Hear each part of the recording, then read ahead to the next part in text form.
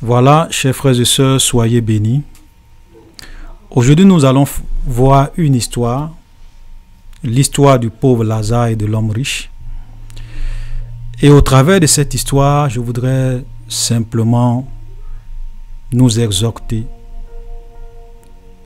à penser à l'éternité, à penser à ce qui s'en vient après la mort.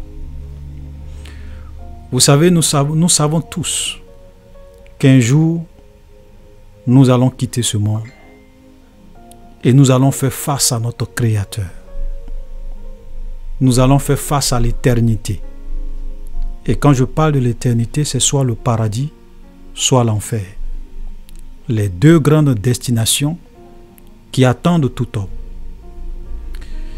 Et c'est vraiment souvent important. C'est vrai que j'ai déjà fait cet enseignement-là dans l'une de mes vidéos passées. Mais quand une vérité est vraiment importante, il faut souvent la rappeler. Il faut souvent l'enseigner encore. Il faut souvent revenir sur les mêmes choses pour que nous puissions vraiment enregistrer cela et garder cela dans notre esprit. Nous sommes tous de passage dans ce monde. Mais malheureusement, il y a beaucoup de personnes, beaucoup de chrétiens qui vivent leur vie comme si la terre était tout pour eux. Ils sont prêts à désobéir à la parole de Dieu. Ils sont prêts à faire des choses que Dieu n'aime pas. Il y a des gens même dans le monde qui sont prêts même à aller vendre leur âme au diable pour les choses de la terre, pour la gloire de la terre, pour la richesse de la terre. Oubliant que ce monde est pour un temps, oubliant que les richesses, que la gloire, que tout ce que tu peux avoir dans ce monde, c'est pour un temps. C'est pour cela que la Bible dit que nous sommes étrangers et voyageurs sur la terre. Que notre patrie est dans les cieux et non sur la terre. C'est pour cela que chaque enfant de Dieu doit toujours se rappeler qu'il est sur cette terre comme un étranger et un voyageur et qu'il est là pour un temps. Donc nous allons vraiment parler un peu de la mort et de ce qui se passe après la mort. Pour que tu sois chrétien, que tu sois païen, que tu saches ce qui s'en vient après la mort. Vous savez, si tu as échoué concernant ton salut, si tu as échoué concernant le salut de ton âme, tu as échoué tu as échoué toute ta vie. C'est-à-dire que toute ta vie sera un échec. Le jour que nous allons mourir, nous allons quitter ce monde. Si nous n'allons pas au paradis, nous avons échoué dans ce monde. Peu importe les milliards que nous aurons engrangés, peu importe les richesses que nous aurons engrangées, peu importe la carrière que nous aurons effectuée, peu importe toutes les richesses que nous aurons eues dans ce monde, ok, nous aurons échoué. Frère, je vais vous dire, la réussite selon Dieu, ça n'a rien à voir avec l'argent. Ça n'a rien à voir avec les choses de la terre. Ça n'a rien à voir avec le mariage, le voyage, les milliards, les entreprises. Ça n'a rien à voir avec ça. Ok? Ça n'a rien à voir. Celui qui échoue à entrer au paradis a échoué dans sa vie. C'est pour cela que si j'avais un choix, frère, écoutez-moi très bien. Si j'avais un choix entre être pauvre dans ce monde, je ne suis pas en train de dire que c'est la volonté de Dieu qu'on soit pauvre. Je suis en train de présenter deux cas. Voilà, parce que souvent, malheureusement, les gens, souvent, quand tu parles, ils te comprennent mal. Ok? Je ne suis pas en train de dire que c'est la volonté de Dieu pour nous que nous soyons pauvres. Ou bien qu'un chrétien doit être pauvre. Je n'ai aussi jamais enseigné qu'un chrétien doit être riche. Qu'un chrétien doit être prospère. Non. Celui qui dit que un chrétien doit être riche, il se trompe. Il est déséquilibré, je le dis souvent. Celui aussi qui dit qu'un chrétien doit être pauvre, il se trompe, il est déséquilibré. Parce qu'il y a une grande différence, et j'aime souvent répéter cela, entre est-ce qu'un chrétien peut être riche et est-ce qu'un chrétien doit être riche. Il y a une grande différence. Il y a une grande différence entre est-ce qu'un chrétien doit être pauvre et est-ce qu'un chrétien peut, selon les circonstances de la vie, est-ce qu'il peut être pauvre. Il y a une grande différence. Un chrétien peut être riche. Dieu, dans sa grande bénédiction, dans sa grande bonté, selon sa souveraineté, peut faire de toi quelqu'un qui est très prospère matériellement. Mais les circonstances de la vie peuvent faire qu'aussi tu peux être un pauvre. Ok? Donc, notre situation sociale, ce n'est pas ça qui détermine l'amour ou la haine de Dieu pour nous. Je le dis souvent. Voilà. C'est pour cela que quand nous vivons notre vie, nous devons comprendre que les choses de la terre, ce sont des choses éphémères. Donc, si j'ai un choix à faire, si j'avais un choix à faire entre être pauvre dans ce monde et réussir ma vie spirituelle, et réussir ma vie sur terre, c'est-à-dire que vivre une vie à la gloire de Dieu, faire l'œuvre de Dieu, servir le Seigneur comme Dieu le veut, et ne jamais perdre mon âme et mourir dans la pauvreté, dans la misère et aller au paradis, et vivre une vie d'abondance, de richesse, de multimilliardaire, et mourir et aller à l'enfer. Frère, je vais choisir d'être pauvre, d'être misérable dans ce monde, mourir et aller au paradis. Parce que Jésus a dit, que sert-il un homme de gagner le monde entier s'il perd son âme? Frère, c'est vraiment malheureux de voir combien de chrétiens aujourd'hui désobéissent à Dieu, vivent loin de la volonté de Dieu, vivent dans le péché, vivent dans l'égarement, dans la compromission, désobéissent au commandement de leur Dieu juste à cause des choses matérielles de ce monde, à cause de la gloire de ce monde, à cause de la richesse de ce monde. Beaucoup de pasteurs, beaucoup de grands hommes de Dieu ont dévié à cause de la gloire, du succès, de la célébrité, des honneurs et de l'argent, des biens de ce monde.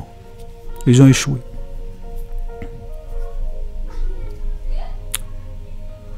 Donc, c'était juste une petite parenthèse pour dire que c'est vraiment important, frères et sœurs, de nous souvenir dans notre vie ce qui est important. Et aujourd'hui, nous allons voir l'histoire de Lazare et de l'homme riche, qui va un peu nous rappeler ce qui aura de l'importance après notre mort. Pour nous rappeler ce que Dieu attend de nous pendant que nous sommes vivants dans ce monde. Amen. Donc l'histoire de Lazare et de l'homme riche se trouve dans Luc chapitre 16. C'est une histoire vraiment profonde. Et laissez-moi vous dire que cette histoire n'est pas une parabole. C'est une histoire vraie que Jésus est en train de raconter ici, pour nous amener à nous qui sommes ses enfants la réalité de l'éternité, la réalité de ce qui se passe après la mort. Donc ce n'est pas une parabole, c'est une histoire vraie. Amen. Luc 16, le verset 19 nous dit, il y avait un homme riche qui était vêtu de pourpre et de fin lin et qui chaque jour menait joyeuse et brillante vie. Donc voilà un monsieur qui était très riche. Je veux dire, l'image de ce riche, c'est vraiment le succès dans ce monde. Regardez, la Bible dit qu'il était très riche. Et il était vêtu de pourpre et de fin lin, c'est-à-dire que les habits dont il était revêtu étaient des habits de qualité. N'importe qui ne pouvait pas, au temps de Jésus, se vêtir de pourpre et de fin lin. C'était des gens qui étaient vraiment riches et qui avaient de l'argent. Donc c'est l'image de la réussite sociale. C'est l'image de la prospérité. C'est l'image vraiment du succès selon les hommes dans ce monde. Et regardez, la Bible dit, et chaque jour, il menait joyeuse et brillante vie. C'est-à-dire que sa vie était chaque jour une vie de succès et de réussite. Extraordinaire. Ça veut dire que sa vie allait de progrès en progrès, de succès en succès. Et il n'était pas comme les riches de ce monde. Vous savez, souvent, il y a des gens qui sont riches, mais qui sont malheureux dans leur cœur. Quand ils sortent, ils ont une apparence. Mais quand ils sont seuls dans leur maison, ils sont misérables. Non, ce n'est pas le cas pour ce riche. Ce monsieur il était non seulement riche, mais il menait une vie joyeuse, une vie brillante. Alléluia. Sa vie était une vie de succès sur le plan professionnel, sur le plan sentimental, sur le plan familial. Ce monsieur était épanoui parce qu'il avait beaucoup d'argent. Extraordinaire.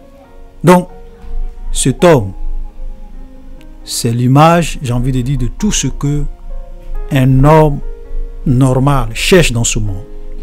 Avoir beaucoup d'argent, mener une vie joyeuse, une vie brillante, avoir des entreprises qui prospèrent, aller de progrès en progrès, de prospérité en prospérité. C'était vraiment, je vais dire, ce monsieur, c'est ce que tout être humain rêve et peut rêver dans ce monde. Amen. Verset 20. Un pauvre nommé Lazare était couché à sa porte, couvert d'ulcères et désireux de se rassasier des miettes qui tombaient de la table du riche. Et même les chiens venaient encore lécher ses ulcères. Vous voyez ça? C'est vraiment, je vais dire, l'opposé de l'homme riche. Je vais dire, ce monsieur-là, sa vie, c'était un échec. Quelqu'un qui est pauvre, qui est misérable, qui est malade, qui est affamé. Et il est tellement misérable, pauvre, que la Bible dit que même les chiens venaient lécher ses ulcères. Quelqu'un qui est sans abri, qui est misérable. Je veux dire, la vie de ce monsieur, on peut regarder cette vie et puis on dit, ben voilà quelqu'un qui est échoué dans la vie. Voilà quelqu'un qui est inutile dans la société. Voilà quelqu'un qui n'apporte rien à l'humanité. Voilà l'incarnation de l'échec même. Personne ne peut souhaiter et vouloir être à la place de ce pauvre. Parce que c'est l'humiliation. C'est la déchéance. C'est l'échec. Voilà. Et frère, vous voyez, cela nous montre en fait l'histoire du monde. Ok? Dans le monde, il y a les riches, il y a les pauvres. Soit tu es riche, soit tu es pauvre. Voilà. Donc ça c'est la division de la vie. Les riches et les pauvres. Vous avez des gens qui sont immensement riches, qui prospèrent, qui ont de l'argent, qui ont tout. Et vous avez des gens qui sont pauvres, qui sont misérables, qui n'ont rien, qui vraiment, pour avoir un seul repas par jour, c'est tout un problème. Ok? Donc ça c'est la division de la vie. Et nous devons comprendre que tu sois chrétien, que tu sois païen, tu peux faire partie de ces deux catégories de personnes dans le monde. Soit être riche, soit être pauvre. Donc, souvent, c'est vraiment malheureux quand on voit des pasteurs dire qu'un chrétien doit être riche. L'évangile de prospérité, non. Nulle part dans la Bible, vous allez voir, Dieu dit que tous ses enfants doivent être riches, doivent être prospères, ça n'existe pas. Tous ceux qui vous enseignent, ça sont dans la manipulation. Et souvent, quand on les écoute, on se dit, mais comment les gens aussi arrivent facilement à falsifier la parole de Dieu? Ils vont par exemple aller prendre des exemples dans la Bible. Abraham était riche, Isaac était riche, Jacob était riche. Et aboutir à la conclusion pour dire qu'un chrétien doit être riche. Mais dans cette même Bible, Lazare même était pauvre, Jean-Baptiste était pauvre, les disciples de Jésus étaient pauvres. Donc on peut aussi aboutir à la conclusion qu'un chrétien doit être pauvre. Et la Bible dit que les chrétiens de la Macédoine étaient dans une pauvreté profonde. C'était des enfants de Dieu, mais ils étaient pauvres. Donc, la vérité, c'est qu'un chrétien peut être riche et un chrétien peut être pauvre. Tout dépend des circonstances de la vie. Mais venir dire qu'un chrétien doit obligatoirement être riche, c'est faux. Amen. Donc, voilà les deux grandes divisions de la vie. Donc ça, ce sont les deux grandes divisions de la vie. Et maintenant, nous allons voir la suite. Le pauvre mourut et il fut porté par les anges dans le sein d'Abraham. cette seule phrase, ou bien cette histoire que nous sommes en train de lire. Donc, déjà, quand je lis cette phrase, je reprends encore. Verset 20. Pardon, le verset 22. Le pauvre mourut, et il fut porté par les anges dans le sein d'Abraham. En un mot, le pauvre mourut, et il est allé au paradis.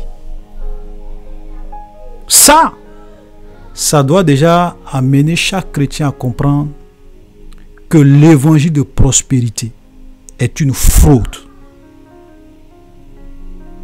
Que l'évangile de prospérité n'est pas biblique. Cette histoire, donc l'histoire que nous sommes en train de voir, si nous les chrétiens, si simplement les chrétiens pouvaient s'asseoir et méditer sérieusement sur la parole de Dieu, méditer sérieusement cette histoire, ils allaient aboutir à la conclusion que l'évangile de prospérité est une fraude. Voilà l'homme, je ne sais pas s'il faut appeler l'un des hommes les plus pauvres et les plus misérables du monde. Malgré cette pauvreté, cette misère, il était un enfant de Dieu, il avait l'approbation de Dieu, parce que personne ne peut entrer dans le royaume de Dieu, personne ne peut aller au paradis si Dieu ne l'a pas approuvé sur la terre. Il est mort, et un cortège d'anges va venir un cortège d'anges va venir le chercher pour l'envoyer au paradis. Les anges vont venir le chercher pour l'envoyer au paradis. Pourquoi? Parce que dans sa pauvreté, dans sa misère, il était enfant de Dieu, il avait la faveur de Dieu, il avait la grâce de Dieu sur sa vie. Dans sa pauvreté, dans sa misère. Frère, vous comprenez? Cette histoire seule détruit tous les fondements de l'évangile de prospérité. Tu peux être pauvre, tu peux souffrir, tu peux passer par des moments difficiles et avoir la bénédiction, la grâce de Dieu et être un enfant de Dieu et un vrai enfant de Dieu. Alléluia. Ah, c'est très important. Donc, nous ne disons pas, parce que souvent quand on parle comme ça, les gens ont l'impression que on est en train de faire la promotion de la médiocrité, non, ou bien de la pauvreté, non. Je ne sais pas ce que je dis. Je dis, comme je le dis, un chrétien peut être riche, un chrétien peut être pauvre.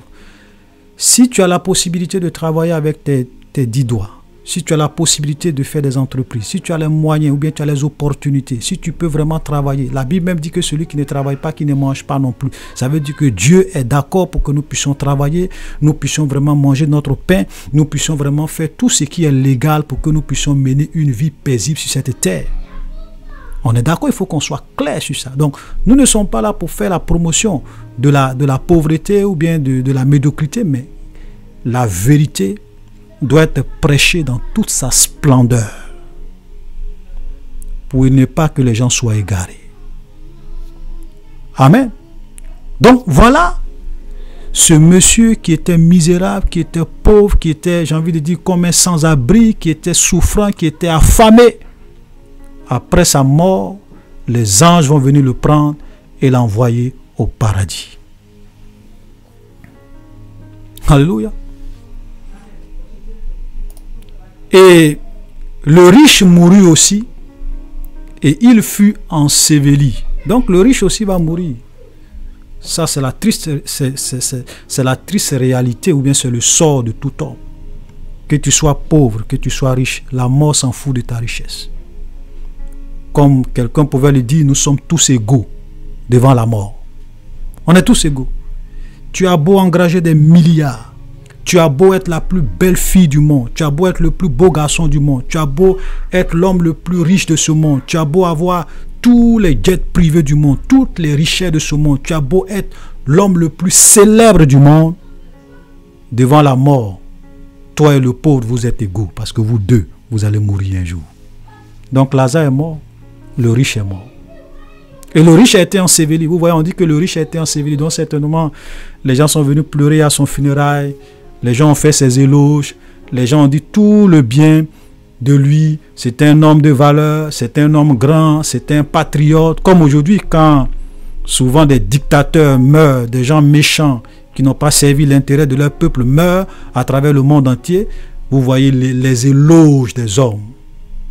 Voilà. Mais Dieu s'en fout de ça. Et on va les enterrer dans la dignité avec tous les honneurs. Mes frères, c'est pas parce que tu as été enseveli avec tous les honneurs et toutes les acclamations des hommes que cela va changer ce qui s'en vient après la mort. Regardez, dans le séjour des morts, il leva les yeux. On parle de l'homme riche dans le séjour des morts parce que aujourd'hui, tous ceux qui meurent vont dans ce qu'on appelle le séjour des morts. Avant que Jésus ne vienne et que Jésus ne meure, qu'il ne soit ressuscité, le séjour des morts était divisé en deux grandes parties. Il y avait le sein d'Abraham et puis il y avait l'autre côté où partaient tous ceux qui avaient mené une vie sans Dieu, loin de la volonté de Dieu. L'enfer, le séjour des morts. Ok? Mais après la résurrection de Jésus, les chrétiens ne vont plus dans le séjour des morts, ils ne vont plus dans le sein d'Abraham. Ok? Voilà, ils vont pas dans la présence de Dieu, mais dans un autre endroit que nous pouvons appeler le paradis, où ils attendent le retour de Jésus, ok, avant que nous puissions vraiment tous être enlevés et aller à la rencontre de notre Seigneur dans les airs.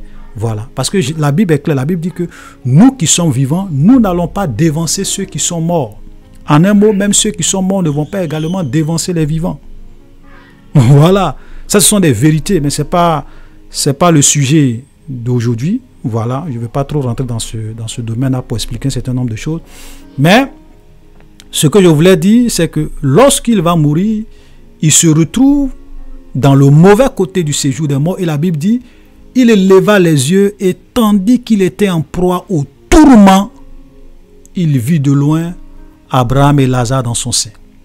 Il s'écria, Père Abraham, aie pitié de moi, envoie Lazare pour qu'il trempe le bout de son doigt dans l'eau et me rafraîchisse la langue, car je souffre cruellement dans cette flamme. Vous comprenez? Donc là, il meurt, et quand il meurt, malgré les éloges, malgré qu'il ait été enseveli, il se retrouve dans les flammes de feu. Et ces flammes de feu, frères, laissez-moi vous dire,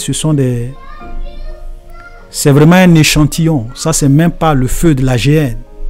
C'est même pas le feu ardent de feu de soufre dont l'Apocalypse parle, où après le jugement du trône blanc, les gens vont être jetés. Actuellement, l'étang de feu de soufre est vide. Il n'y a pas quelqu'un là-bas. L'enfer où cet homme riche se trouve, c'est le séjour des morts, un lieu de torture provisoire avant le jugement dernier. Et donc, il se retrouve là-bas, il est en train de souffrir. Il est dans les flammes. Et là, il est en train de demander, j'ai envie de dire, une goutte d'eau. Parce que quand tu dis à quelqu'un d'aller tremper le bout de son doigt dans l'eau, qu'est-ce que tu es en train de demander? Tu ne demandes même pas un verre d'eau. Parce que quand on trempe le bout de son doigt dans l'eau et qu'on fait sortir, ce sont des gouttes qui tombent. Donc là, le monsieur il est en train de supplier pour une goutte d'eau. Frère, l'enfer, c'est le lieu de torture. Jésus a dit, c'est le lieu où il aura des pleurs et des grincements dedans. Ouais, nous les hommes, nous ne pouvons jamais imaginer c'est quoi. On peut peut-être penser, ok, mais tu ne peux pas savoir c'est quoi. Mais c'est un lieu de souffrance inimaginable. L'homme riche, celui qui avait tout sur la terre, qui avait l'argent, qui avait la gloire, qui vivait une vie joyeuse, brillante, il est en train de demander une goutte d'eau. Je ne dis pas un verre d'eau, une goutte d'eau. Frère, voilà la réalité de l'enfer. C'est-à-dire qu'à l'enfer, même une goutte d'eau devient quelque chose de précieux. Voilà la vérité, frère. Une goutte d'eau. Envoie Lazare pour qu'il trempe le bout de son doigt dans l'eau et me rafraîchisse la langue. Car quoi? Car je souffre cruellement. Frère, si Jésus est venu mourir à la croix pour nous, pour ne pas que nous allions dans ce lieu, Jésus sait c'est quoi l'enfer. Il sait c'est quoi. Il a dit, je suis le chemin, la vérité et la vie. Nul ne vient au Père que par moi. Donc tous ceux qui rejettent Christ, qui rejettent son évangile, qui rejettent sa parole, qu'ils soient sûrs d'une chose, la finalité de leur vie, c'est les temps de feu. Nous prêchons, nous ne faisons personne, nous ne forçons personne, mais après la mort, tu vas découvrir la réalité et la conséquence de la vie que tu auras menée sur cette terre. C'est pour cela que nous parlons, pour que ceux qui ont des oreilles puissent entendre et comprendre et aller au paradis. Donc là, il supplie Abraham. Parce que comme je le disais, le séjour des morts, c'était divisé en deux grands blocs. Le bloc des sauvés, le sein d'Abraham, et le bloc des perdus, le feu. Abraham répondit, regardez ce qu'Abraham va lui dire. Mon enfant, souviens-toi que tu as reçu tes biens pendant ta vie et que Lazare a eu les maux pendant la sienne. Maintenant, il est ici consolé et toi, tu souffres. Vous voyez la réponse qu'on donne à cet homme riche? On dit, souviens-toi que pendant ta vie, tu as mené une vie de luxe, une vie de bonheur. Tu n'as jamais pensé à Dieu, tu n'as jamais voulu te repentir, tu n'as jamais voulu faire la volonté de Dieu. Tu as vécu ta vie comme bon te semble. Maintenant, tu payes les conséquences de cette vie. Frère, laissez-moi vous dire, tout ce que nous faisons dans ce monde, en mal, toutes les paroles vaines même que nous prononçons, la vie d'adultère, la vie d'impudicité, la vie de copinage, la vie de critique, nous sommes là en train de détruire la réputation des gens. Nous sommes en train de mentir sur les gens. Nous sommes en train de briser la carrière des gens. Nous sommes en train de chercher la femme des autres, briser le foyer des autres. Laissez-moi vous dire, chacun va un jour payer ça après sa mort. Si nous ne nous repentons pas et que nous ne revenons pas à Jésus et que nous n'abandonnons pas nos mauvaises voies. Tous ceux qui détournent des fonds dans les entreprises, qui escroquent, qui volent, qui manipulent, même qui volent l'argent de l'église. Vous avez des pasteurs qui volent l'argent de l'église. Vous avez des pasteurs aujourd'hui qui pensent que l'argent de l'église, c'est leur argent. Donc, ils prennent l'argent de l'église, dépensent ça, ils vivent une vie de rockstar. L'argent de l'église, ce n'est pas l'argent du pasteur. Tous les voleurs, ils vont un jour rendre compte à Dieu. Tous les menteurs, ils vont un jour rendre compte à Dieu. Frère, je vous dis la vérité. Tu peux ne pas me croire. Tu peux dire ce monsieur c'est un plaisantin. Après la mort, tu vas découvrir la réalité de l'enfer et les conséquences de la vie que tu as menée dans ce monde. Alléluia. Voilà. Donc on dit, écoute, tu as vécu ta vie. C'est pas parce qu'il était riche qu'il allait à l'enfer. Non, non, non, non. Dieu ne peut pas envoyer quelqu'un à l'enfer simplement parce qu'il est riche. Non, ça n'a rien à voir. Mais c'est parce que dans sa richesse, il a vécu comme il voulait. Il n'a jamais pensé à Dieu. Il a renoncé à Dieu. Il a abandonné Dieu. Peut-être même que ses affaires, il piétinait les autres. Il faisait ce qu'il voulait. Il n'a jamais voulu honorer Dieu dans sa vie. Donc, puisque tu as voulu vivre ta vie sur la terre sans Dieu, vous savez, l'enfer, c'est le lieu où Dieu retire sa présence, où Dieu retire sa gloire, où Dieu retire sa vie, où Dieu retire son souffle. C'est pour cela que la Bible dit que l'enfer, ou bien la seconde mort, c'est la séparation éternelle avec Dieu. C'est ça. Ça dit que la mort éternelle, c'est la séparation avec Dieu. Aujourd'hui, nous sommes dans ce monde, nous arrivons à vivre, nous buvons de l'eau. Pourquoi? Pourquoi la vie est un peu paisible dans ce monde? Parce qu'il y a la présence de Dieu sur cette terre. L'enfer, c'est le lieu où Dieu décide lui-même de retirer toute sa présence. Vous comprenez? Et on dit, donc tu souffres. Ok? Mon enfant, souviens-toi que tu as reçu tes biens pendant ta vie et que Lazare a eu les maux pendant la sienne. Voilà, Lazare a souffert.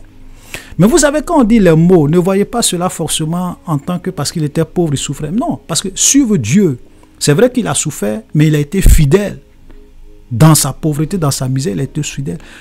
Mais le fait de suivre Dieu, c'est une souffrance. Ce sont des maux. Souvent, tu es rejeté. Souvent, on te calomnie. Souvent, tu es traité de tous les noms.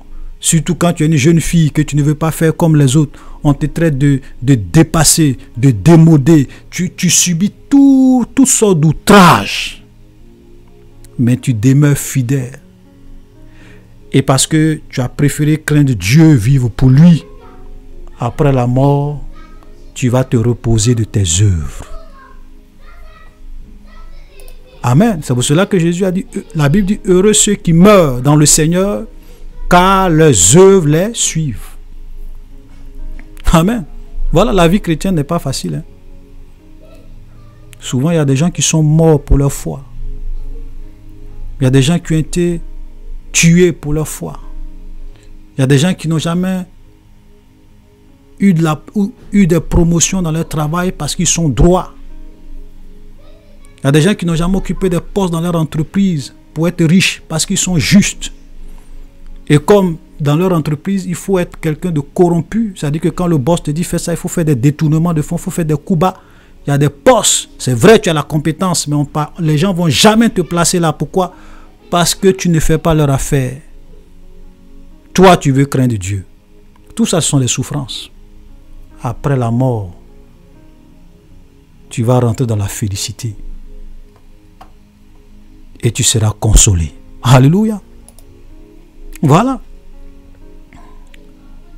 Donc, et Lazare et Abraham continuent en lui disant, d'ailleurs, il y a entre nous et vous un grand abîme, afin que ceux qui voudraient passer d'ici vers nous et de là, afin que ceux qui voudraient passer d'ici vers vous et de là vers nous ne puissent le faire. Donc, comme je le disais, il y avait deux blocs, c'était séparé par un abîme. C'était séparé par un abîme, on ne pouvait pas traverser.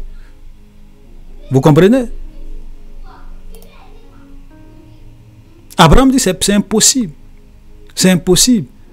Et donc là, comme lui-même il voit, parce que quand Abraham lui dit ça, lui-même il constate que c'est impossible, sinon lui-même il allait faire l'effort d'aller vers Abraham.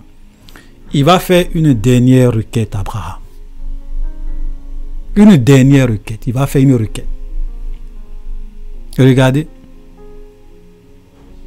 Le riche dit, je te prie donc, Père Abraham, d'envoyer Lazare dans la maison de mon père, car j'ai 5 frères.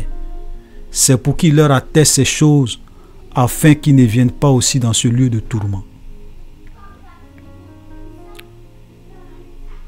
Vous comprenez? Donc, lui-même, vous savez, quand tu vas à l'enfer, tu n'as pas envie que même tes ennemis viennent aussi là-bas.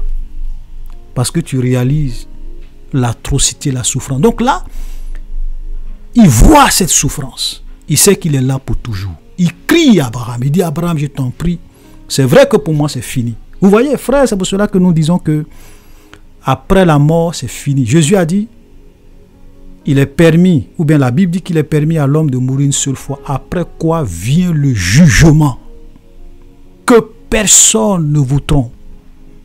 Que personne ne vous trompe pour vous faire croire qu'après la mort, quand tu vas à l'enfer, il y a une possibilité pour toi de sortir de l'enfer pour aller au paradis. Frère, quand on rentre à l'enfer, c'est fini. C'est un chemin sans retour. C'est un chemin de non-retour. Que personne ne vous trompe pour dire que oui, on peut aller à l'enfer, on peut aller, je sais quoi, au purgatoire, on peut prier pour vous, pour que Dieu vous enlève là-bas, pour vous envoyer au paradis. Frère, il n'y a pas de purgatoire. Il n'y a pas de lieu de souffrance provisoire. Et comme les musulmans le disent, ils disent que il y a un pont. Nous allons passer par le pont de l'enfer. Tout ça sont des mensonges. Quand tu rentres à l'enfer, tu n'en ressors plus jamais. L'homme riche a compris. Au point même où il dit, c'est vrai, pour moi c'est fini. Je sais que mon jugement est venu. J'ai été déjà jugé, je suis déjà condamné. Mais Abraham, je t'en prie, j'ai des frères. Ok, j'ai 5 frères qui sont restés sur terre. Envoie Abraham pour qu'Abraham puisse aller leur prêcher la vérité. Frère, laissez-moi vous dire, quand tu meurs, tu te souviens de la vie que tu as menée sur la terre. L'homme riche est dans le feu, mais il se rappelle qu'il a 5 frères sur la terre. Il se rappelle de la vie qu'il a menée sur la terre. C'est pour cela qu'Abraham lui dit, souviens-toi de la vie que tu as menée sur la terre. Donc, frère, ne vous trompez pas. Que non, ceux qui vont à l'enfer, ils oublient, la mémoire est oubliée. La mémoire n'est pas oubliée. On se souvient parfaitement de la vie qu'on a menée. On se souvient parfaitement des membres de notre famille. Mais il est déjà trop tard. Vous comprenez? Donc voilà sa requête. Abraham, je t'en prie, envoie Lazare pour qu'il puisse dire à mes frères la vérité sur l'éternité. Vous voyez, frère, c'est une grâce pour nous aujourd'hui de lire la Bible et de savoir ce qui se passe après la mort. C'est pour cela que Jésus a parlé de cette histoire, pour que nous puissions comprendre qu'après la mort, ce n'est pas fini. Après la mort, il y a deux destinations, le paradis ou l'enfer. Abraham répondit, ils ont Moïse et les prophètes qui les écoutent. Vous comprenez? Ils ont Moïse et les prophètes. Mais quand Abraham dit qu'ils ont Moïse et les prophètes, quand Moïse était là, il était le seul prophète après les autres. Mais quand on dit ils ont Moïse et les prophètes, en un mot, ils ont des hommes de Dieu sur la terre qui leur prêchent la vérité. Ils ont la parole de Dieu avec eux. Moïse et les prophètes, c'est la parole de Dieu. Ils ont les hommes de Dieu qui leur prêchent Moïse et les prophètes, qui les écoutent. Ils ont des hommes de Dieu sur la terre qui les écoutent. Frère, voilà la vérité. Vous comprenez? Voilà la vérité. C'est pour cela que si vous n'écoutez pas la Bible, si vous n'écoutez pas les enseignements de Jésus, si vous n'écoutez pas les apôtres de Jésus, si vous ne conformément votre vie par rapport à ce qui est écrit, frère, vous allez être surpris au jour du jugement. C'est pour cela que Jésus a dit, celui qui me rejette et qui ne reçoit pas ma parole a déjà son juge. La parole que j'ai prononcée, c'est elle qui va le juger au dernier jour. Et souvent je le dis, au jour du jugement, ça ne sera pas la parole d'un pape. Ça ne sera pas la parole d'un bishop. Ça ne sera pas la parole d'un prophète. Ça ne sera pas la parole d'un archibishop. Ça ne sera pas la parole d'un prophète international. Ça ne sera pas la parole d'un pasteur interplanétaire. Ça sera la parole de Jésus, Moïse, les prophètes, les évangiles, les enseignements des apôtres. Frère, c'est pour cela que moi je dis, je ne vais jamais me laisser distraire par quelqu'un. Je préfère moi-même prendre ma Bible, lire. C'est vrai, on peut aller écouter les hommes de Dieu, on peut aller écouter les pasteurs. Ce sont des ministres, Dieu les a placés là pour nous enseigner, mais ce n'est pas n'importe quel pasteur qu'il faut écouter. On a aujourd'hui des bonbons pasteurs. Tout ce qu'ils savent prêcher, c'est la prospérité. Tu seras élevé, tu auras le mariage, tu vas voyager, tu seras grand, tu vas gouverner les 5 étapes pour devenir riche, les 10 étapes pour être prospère. Ils ne vous prêchent jamais des messages qui vont vous pousser à craindre Dieu et à conformer votre vie à la parole de Dieu. Ils ne vont jamais vous prêcher des messages qui vous poussent à vous sanctifier, à craindre Dieu. Tout le message tourne autour des choses de la terre. Moi, je ne vais jamais écouter ce genre de pasteurs. Ils sont nombreux sur Internet, sur les réseaux sociaux. Ils ont des moyens. Toujours, ce sont les choses matérielles.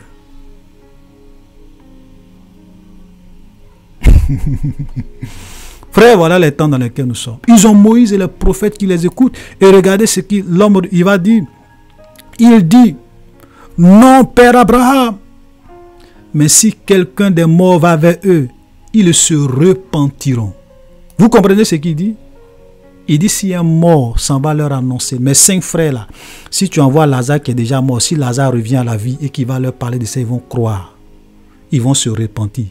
Pourquoi cet homme riche est à l'enfer? C'est parce qu'il ne s'est pas repenti pendant qu'il était en vie sur la terre. C'est le manque de repentance. C'est le manque de repentance. Le manque que les gens ne veulent pas venir à Jésus, abandonner leur péché, abandonner leur mauvaise vie. Ils ne veulent pas se détourner de la vie de péché qu'ils mènent. Ils ne veulent pas accepter Jésus comme leur Seigneur et leur Sauveur. C'est ça qui va faire qu'ils vont se retrouver à l'enfer et dans le feu éternel. Il est conscient de ça. C'est pour cela qu'il dit, si un mort s'en va vers mes frères, ils vont se repentir et ils ne vont pas venir ici. Mais regardez la réponse d'Abraham. Et Abraham lui dit, verset 31, s'ils n'écoutent pas Moïse et les prophètes, ils ne se laisseront pas persuader quand même quelqu'un des morts ressusciterait. Ce qu'Abraham a dit est vrai. Frère, vous savez, ce n'est pas le fait que vous allez venir dire aux gens, oui, j'étais à l'enfer, j'ai vu des gens torturés à l'enfer, des gens brûlés à l'enfer. C'est pas ça qui va faire que les gens vont se repentir. Abraham, ce qu'Abraham a dit est la vérité. Il dit, s'il n'écoute pas Moïse et les prophètes, même si un mort, même si quelqu'un des morts ressusciterait, ils ne vont pas se repentir, ils ne vont même pas croire. La preuve en est que souvent, Dieu fait la grâce à certaines personnes. Écoutez-moi très bien, je ne suis pas en train de dire que tous les témoignages que les gens disent, je suis allé au paradis, je suis allé à l'enfer, c'est vrai. Hein? Parce qu'il y a plein de mensonges, il y a plein de manipulations, il y a plein de fausses visions dans les temps de la fin dans lesquels nous sommes. Satan pousse des gens à avoir des visions mensongères, des révélations mensongères. Ils pensent que c'est de Dieu, ce n'est pas de Dieu. Il y en a plein. Mais il y a des gens, quand vous écoutez leurs témoignages, vous voyez que leur témoignage est vraiment conforme à la parole de Dieu. Est vraiment conforme à la parole de Dieu. Ce qu'ils ont vu, ce qu'ils décrivent, vraiment, a un sens. Ok? Mais qu'est-ce qu'on constate? Les gens disent, oh, ce sont des... Elle a beaucoup mangé. Voilà, voilà, ce sont des rêves qu'elle a fait. Elle vient expliquer des bobards, des trucs. Est-ce que les gens croient? Non. Non. C'est pour cela qu'Abraham a été clair. Il dit, même si un mort revient à la vie et qu'il leur dit ces choses, ils ne vont pas croire. Et c'est la vérité. Il y a des témoignages. Est-ce que les gens croient? Non. Donc, chers frères et sœurs, j'ai fait cette petite exhortation pour que nous puissions comprendre que après la mort, c'est fini. La seule possibilité que nous avons, ou bien la seconde chance que Dieu nous donne, c'est pendant que nous sommes vivants. Pendant que nous sommes vivants, pendant que nous sommes dans ce monde, nous pouvons nous repentir. Nous pouvons accepter Dieu. Nous pouvons abandonner notre voie. Nous pouvons revenir sur le droit chemin. Mais après la mort, c'est fini. Quand on rentre à l'enfer, on n'en ressort plus jamais. C'est pour cela que, frère, je vous en prie, craignons Dieu. Abandonnons ce monde. Abandonnons le péché. Abandonnons l'arrogance, la cupidité, les plaisirs de ce monde, les plaisirs éphémères, la gloire, la richesse. Abandonnons ces choses. Parce que ce n'est pas ça qui va compter au dernier jour. Vous savez, au jour du jugement, Dieu ne va pas te poser la question pour savoir combien de milliards tu avais dans ton compte. Jamais. Dieu ne va pas te demander combien d'entreprises tu as créées sur la terre. Jamais. Dieu ne va pas te demander en tout cas quelles sont les études que tu as fait. Jamais. Quelle est la vie que tu as menée dans ce monde vis-à-vis de ma parole. C'est tout. C'est tout. Donc, c'est pour cela que je dis, frère, tant que nous pouvons jouir de la richesse de ce monde. Mais ce n'est pas ça qui va te sauver. Ce n'est pas parce que tu es prospère que tu seras sauvé. Ce n'est pas parce que tu as beaucoup d'entreprises que tu seras sauvé. Ce n'est pas parce que tu es un multimilliardaire que tu seras sauvé. Ça n'a rien à voir. Quelle est la vie que tu as menée sur la terre? Nous allons nous arrêter là. Donc il y a deux endroits. Le paradis ou l'enfer. Voilà les deux grandes destinations après la mort. Donc chers frères et sœurs, soyez bénis. Shalom et à la prochaine.